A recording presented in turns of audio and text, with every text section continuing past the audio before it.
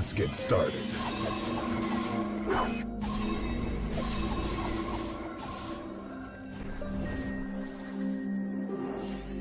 Move.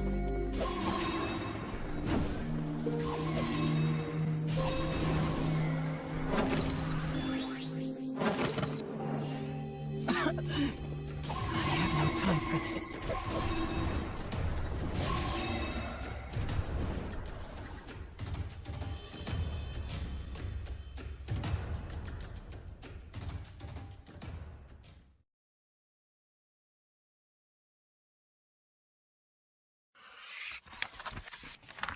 Dim light fills the cold, mechanical room. An anguished man sits alone, surrounded by monitors. These screens separate him from the land beyond. A great number of prisoners had lost their fleeting lives at his command. They died in battle against the flowers, creatures that consume people, grow large, and multiply beyond comprehension. The man has climbed the ladder, moving from being a meager prisoner to a superior officer. His authority is total. He observes all that happens within the facility, as well as the outside world. Suddenly, a three-dimensional map manifests before him. It displays the base in bright crimson colors. Lights flash, warning him it is at risk. The monitor on the wall shows a map of the battlefield painted a similar red. The man flicks a nearby switch. The main hall of the base is projected over the room. He sees row upon row of soldiers, all employed in service to the facility. They are prisoners who have no choice but to fight. They turn to the man and lift their right hands high in recognition of his authority. He stares at them wordlessly. Then, with a decisive nod, he makes an announcement. Our time has come. We will now commence the extermination of the flowers. I expect you to give all to this struggle, up to and including your lives.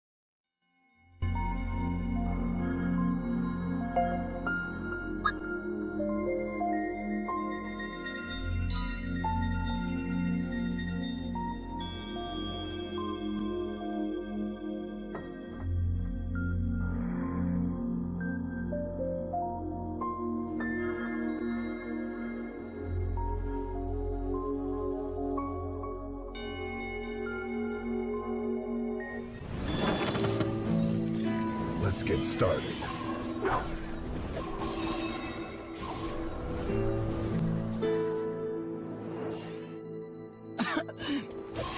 have no time for this.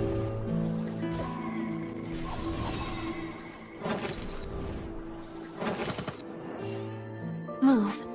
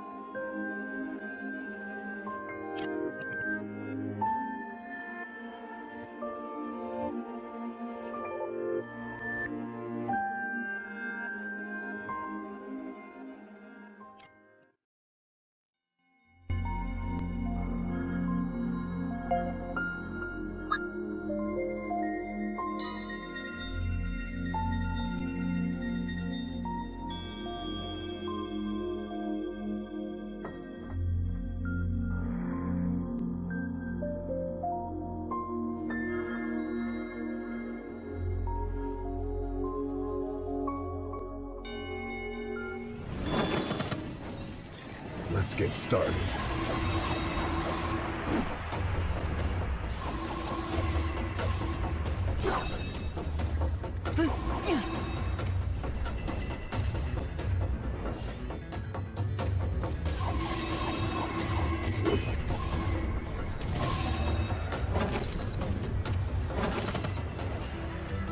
Move.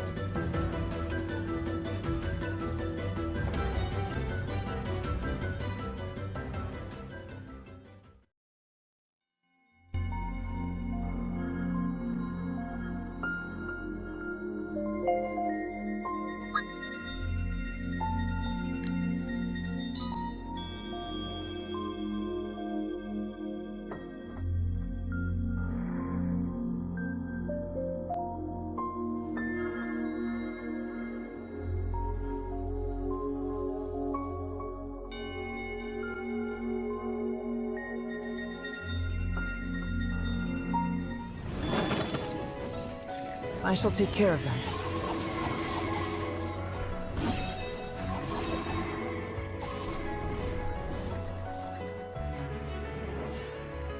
Move.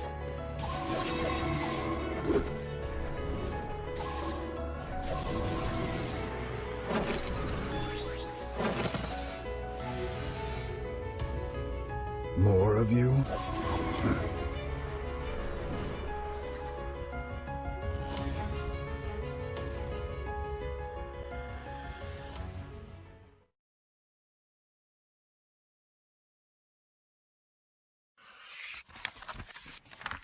The superior officer prepares for deployment.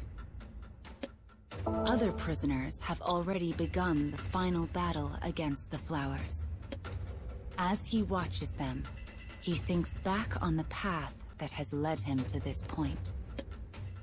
For so long, the battle had been a stalemate, a constant series of successes and setbacks. But with the successful development of their plasma cannons, the tide began to swing toward humanity.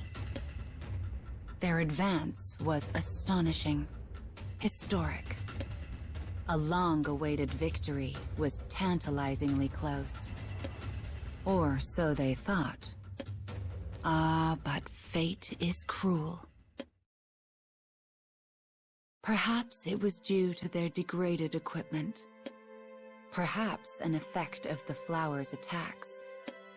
Though the reason eludes the man, the base has fallen into a state of collapse. The damage done to it is now beyond their ability to repair. Soon, they will be unable to create more weapons. They must secure a victory before that day. They must. It is a reckless plan, but not one without method. Though slim, there remains a chance of victory. But to achieve it, they must thread a silver needle in the dark. Knowing this, the man has ordered an all-out attack. As his gaze sweeps over the prisoners, his compatriots, he murmurs two quiet words. "I'm sorry." They throw themselves into the fray, tossing aside their own lives without knowing they are humanity's last chance. The man swallows his guilt and readies his weapon. A woman comes to stand beside him, his wife. They both know they will not return. Even though all the power resides in his hands, he must continue the fight. We must avenge our child. Who said the words first? Perhaps they spoke them together. After all, they have both said them unconsciously countless times before. And with those words settled in their hearts, they set out for their ends.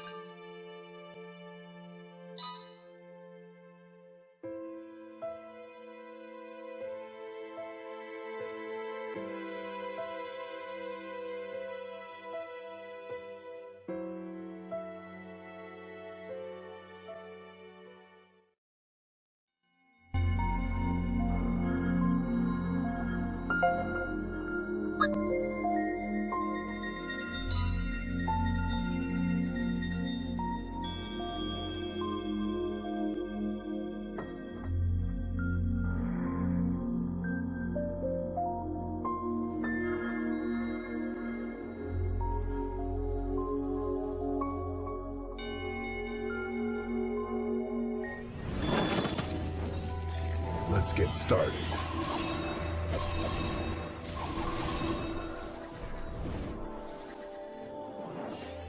I have no time for this. I saw that. More of you?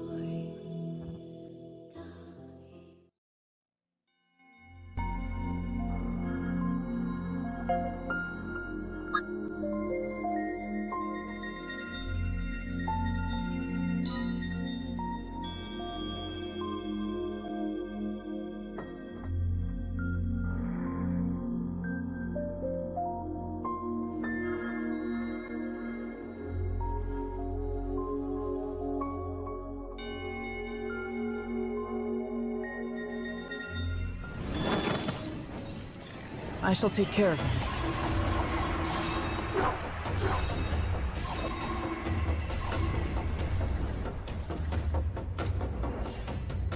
Move.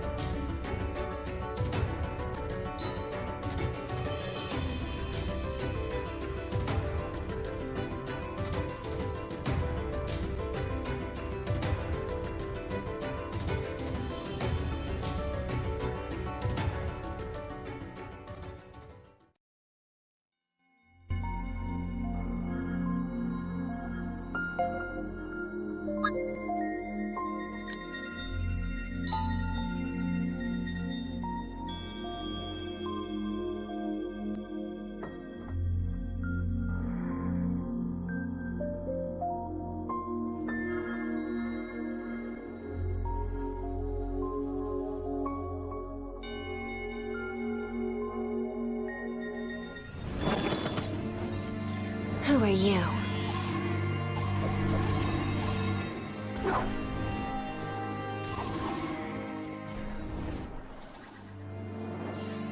More of you?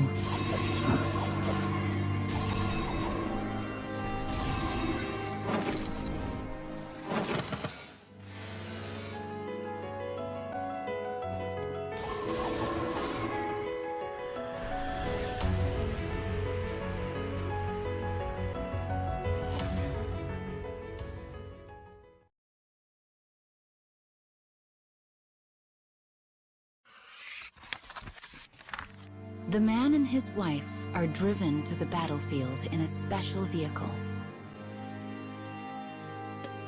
Suddenly, the wife turns to her husband and speaks. Is there really no hope of repairing the base? Though state-of-the-art, the base is still a mere building constructed by flawed human hands.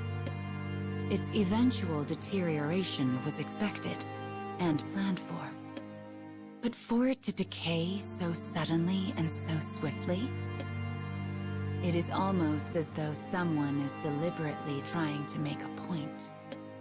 As if they are attempting to signal the end. The man places a hand on his worried wife's shoulder.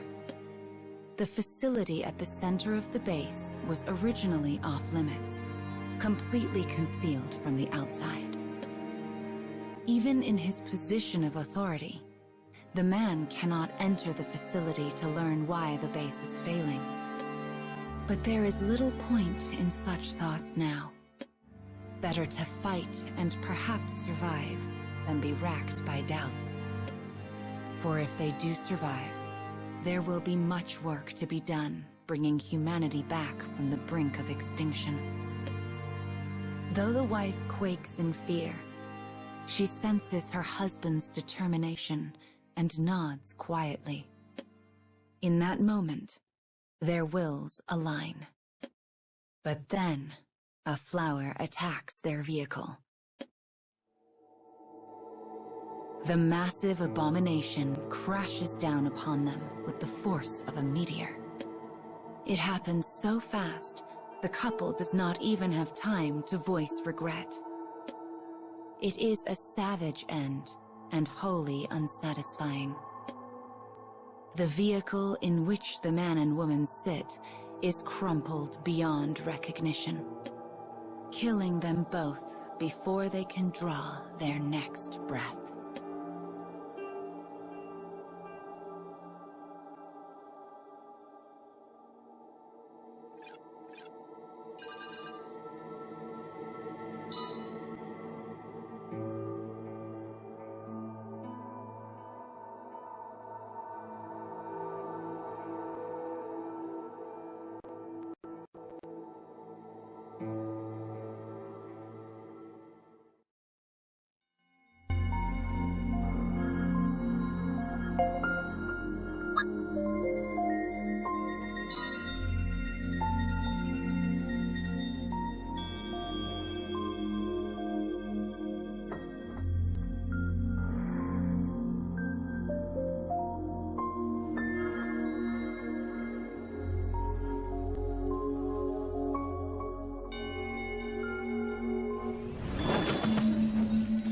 Let's get started.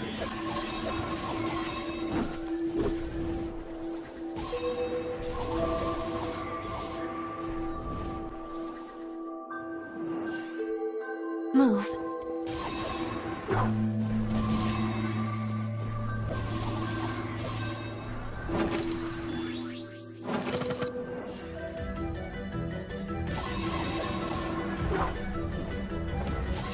You will not lose.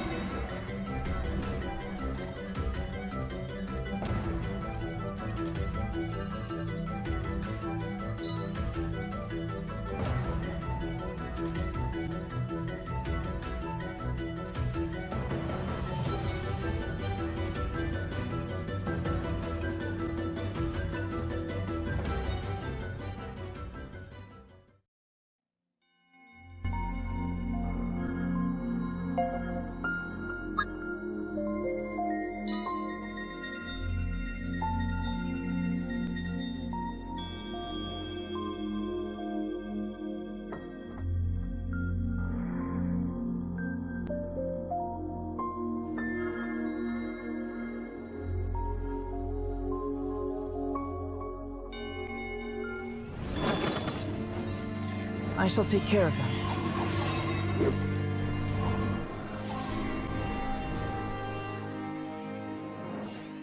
Move.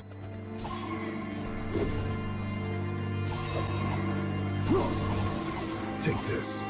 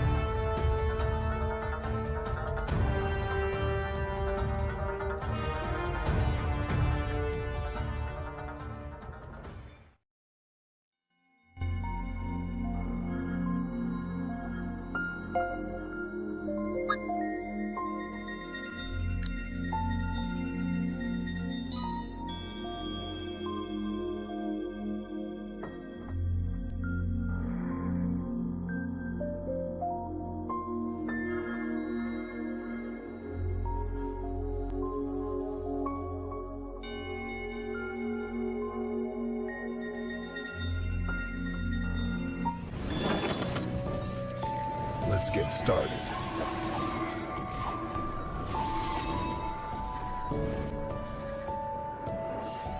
I have no time for this.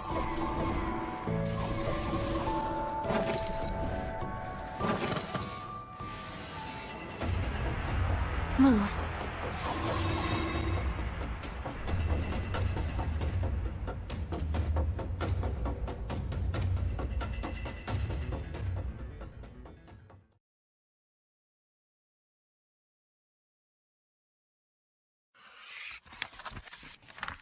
The central facility of the base is completely closed off from the rest of the world. It is a forbidden place. Even the highest and most powerful of humans is denied entry. Yet though it should be deserted, its interior is illuminated by a soft light. Suddenly, a monitor flickers to life. The word "Reboot" appears in large letters on the screen. It then displays a map of the facility, changing its color from a threatening red to a calming green. A mechanical voice speaks from the monitor. All systems green. As though drawn by the voice, the prisoner and his wife appear before the monitor. The voice speaks again. No improvement forecasted for scenario flower cleansing. Force terminate the operation? The man nods and replies. Begin new scenario using the collected data. The prisoners are gathered in the facility hall once more. Among them stand the man and his wife, the very ones who should be in the central facility. They reaffirm one another's resolve, as they always do, even though they possess no memory of the conversation. We must avenge our child. And watching this scene unfold is a man and woman, hands joined, who hold power beyond the greatest of authorities. They create as many prisoners as they desire, only to cast them aside, searching for the perfect strategy to eliminate the flowers for good. They speak as one. Theirs is a plan that desecrates life, that uses it as a tool. Though it pains their souls, it is all done for the greater good. We must avenge our child. With this decision in their hearts, they press the switch and reset the world. They do so to bring about a new beginning, to see it through to a new end. And thus it begins. Thus begins a new tale.